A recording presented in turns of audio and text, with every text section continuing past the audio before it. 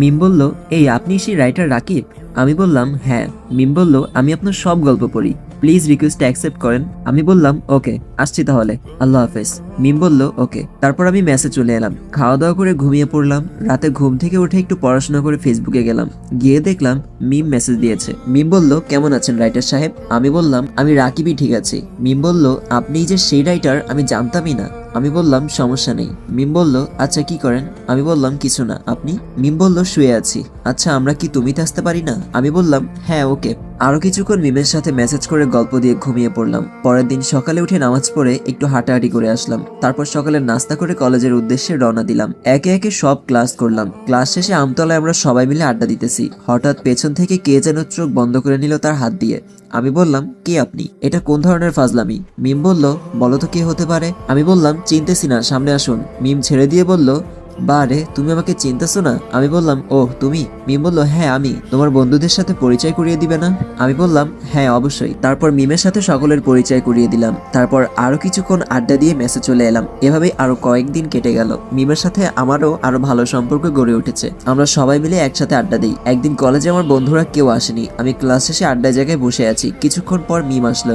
আড্ডা দেওয়ার এক পর্যায়ে মিম আমাকে বলল, আচ্ছা তুমি প্রায় দিনই একটাই শার্ট গায়ে দিয়ে আসো কেন? আমি বললাম, কি করব, গরিব ঘরের ছেলে, আর আমি তো এখনো রোজগার করি না। কথাটা রাকিব মন খারাপ করেই বলল। মিম বলল, প্লিজ এভাবে কখন আর বলবে না। আমি চুপ করে রইলাম। মিম বলল, আচ্ছা চলো আমি তোমাকে শপিং করিয়ে দিব। আমি বললাম, কেন, গরিব বলে আমার প্রতি দয়া দেখাচ্ছ?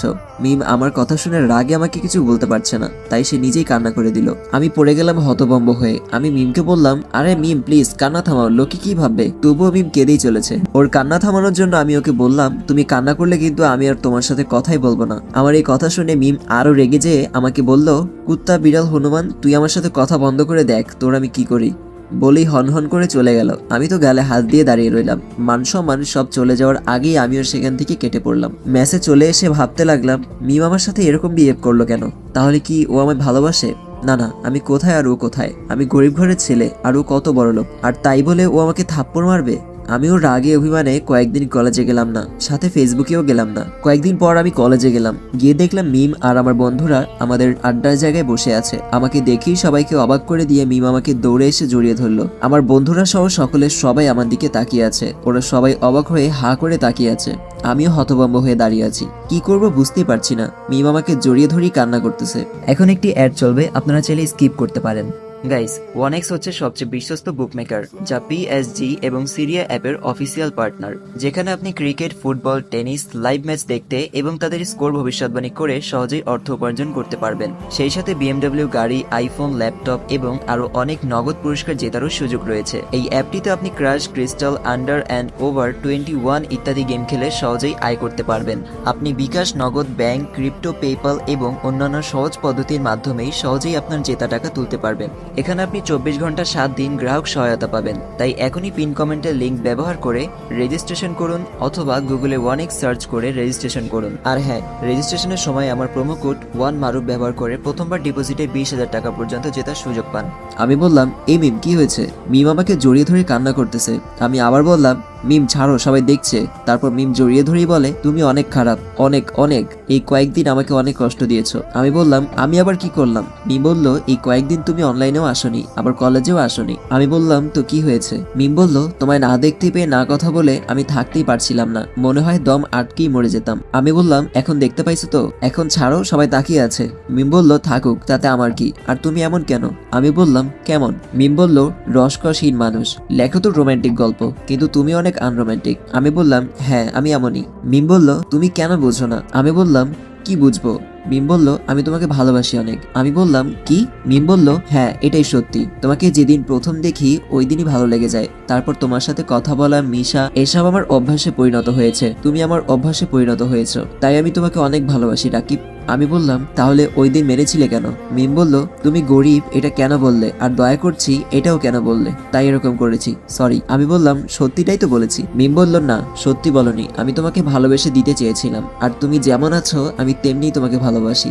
আমি বললাম, ও আচ্ছা। মিম বলল, ও আচ্ছা মানে কি? আমার রিপ্লাই দাও। আমিও মিমকে ভালোবাসি, কিন্তু ওকে একটু রাগানোর জন্য বললাম, পরে বলবো, এখন মুড নেই। মিম বলল, কি? কুত্তা, বিড়াল, হনুমান, জিরাফ ইঁদুর মুড নেই তাই না? বলেই মিম আমার বুকে কিল ঘুষি দিতে লাগলো আর আমি ওকে বুকের সাথে জড়িয়ে নিলাম। হঠাৎই আমার বন্ধুরা কাশি দিয়ে ইস কট খাইছে রে, শালাদের কোনো টাইম সেন্সই নাই। রানা বলল, হয়েছে থাক, এত সেন্টি খাওয়া লাগবে না, এখনই সব করে ফেললে বাসর রাতের জন্য কি বাকি রাখবি। মেহেদি বলল, কি রে ট্রিট কই? মিম বলল, আচ্ছা ঠিক আছে, ওর হয়ে আমি তোমাদের সবাইকে ট্রিট দিচ্ছি।